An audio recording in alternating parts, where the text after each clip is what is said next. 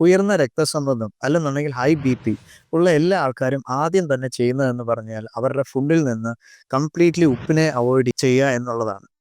എന്നാൽ യഥാർത്ഥത്തിൽ ഇതിന്റെ റൂട്ട് കോസ് ആരും തിരിച്ചറിയുന്നില്ല. ഹൈ ബി പി ഉള്ളവർ ആദ്യം തന്നെ ചെയ്യേണ്ടതെന്ന് പറഞ്ഞാൽ അവരുടെ ഫാസ്റ്റിംഗ് ഇൻസുലിൻ ചെക്ക് ചെയ്യുക എന്നുള്ളതാണ്.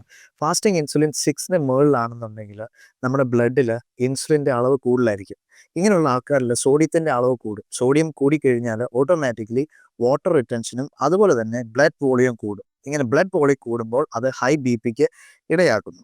ഹൈ ബി പി ഉള്ളവർ വൈറ്റമിൻ സി അതുപോലെ തന്നെ പൊട്ടാസ്യം അടങ്ങിയ ആഹാരങ്ങൾ കൂടുതലായിട്ട് അവരുടെ ഫുഡിനകത്ത് ഇൻകോപ്പറേറ്റ് ചെയ്യുക.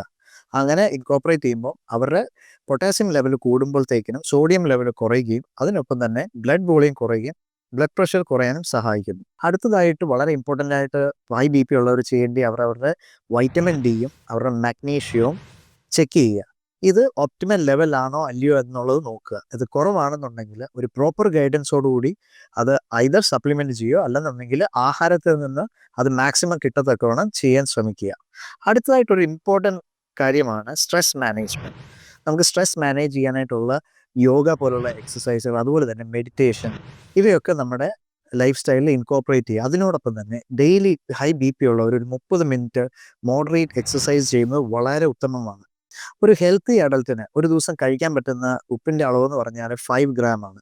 അതേസമയം ഹൈ ബി പി ഉള്ള ഒരു വ്യക്തിക്ക് കഴിക്കാൻ പറ്റുന്നതിൻ്റെ അളവെന്ന് പറഞ്ഞാൽ 2.5 അല്ലെന്നുണ്ടെങ്കിൽ ഹാഫ് ടീസ്പൂൺ ആണ്. സോ ഇത് ഓരോ മീലിലും ഡിവൈഡ് ചെയ്ത് കഴിക്കാൻ ശ്രമിക്കുക. അങ്ങനെ ഹൈ ബി പി ഉള്ളവർ ഉപ്പ് കംപ്ലീറ്റ്ലി കട്ട് ഓഫ് ചെയ്യാതെ ഈ പറയുന്ന കാര്യങ്ങളൊക്കെ ഒന്ന് ശ്രദ്ധിച്ചു കഴിഞ്ഞാൽ നിങ്ങൾക്ക് നിങ്ങളുടെ ബ്ലഡ് പ്രഷർ കൺട്രോൾ ചെയ്യാൻ സഹായിക്കും.